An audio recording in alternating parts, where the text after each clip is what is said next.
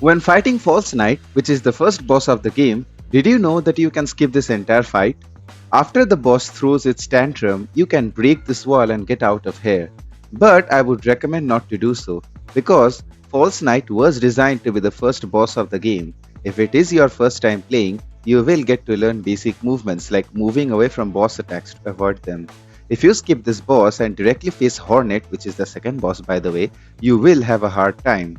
Because Hornet attacks are much harder to dodge than False Knight, and you won't have the practice of moving away from the boss attacks. I would also recommend that if you die during the fight and have to come back to beat the boss again, I would suggest you fight these guys on the way as well, as these are the mini variations of the boss and fighting them will give you geo and more experience of getting away from boss attacks. Think about boss fights in Hollow Knight as juggling balls. You have to get good at avoiding the attacks of the boss as well as knowing when to give nail damage to the boss and when to give spell damage to that boss. As you know, juggling 3 balls at once for the first time will feel very hard. But if you start practicing juggling 2 balls, then move on to 3 balls, you will find it a lot easier. So, start with knowing the attack patterns of the boss. If you are seeing that the boss fight is difficult and you are dying very easily, spend a couple of attempts just dodging the attacks of the boss. When you feel that you are getting good at dodging, try getting some nail hits in between your movements to dish out some damage. After that, when you get comfortable with that too, try weaving in some spell damage as well. This formula will make boss fights very easy.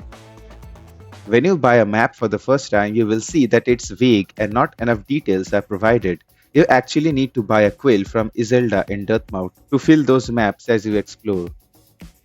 If you are stuck, look for openings in the map. If you can't go further towards one opening, it means you require an ability to get access to that area.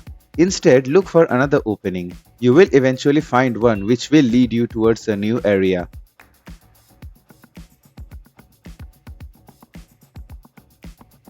While exploring, if you find bits of paper scattered on the ground, then follow those papers as they will lead you to Cornifer, the map selling NPC of the game.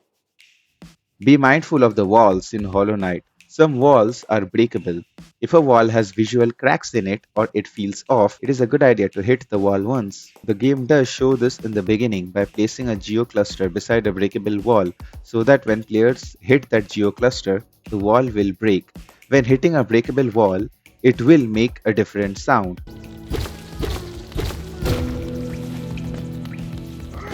Did you know while in the air you can aim downwards and perform a nail attack? This is called Pogoing and is quite useful. You can down Pogo on enemies. You can also down Pogo on spikes. It helps you get access to area you couldn't access earlier. Did you know that in Crystal Peak, those platforms which turn when you stand on them, you can hit them to make them turn back again.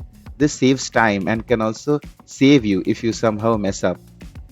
Another thing which people miss is that there are some grounds which shake when you walk on them.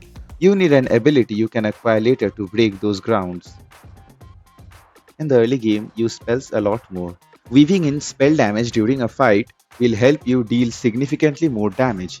You might be tempted to save up your soul in order to heal. Don't do that. Save enough soul for healing once and use the remaining souls on spell. If the enemy dies quickly, then you will have less of a time window to get damaged in the first place.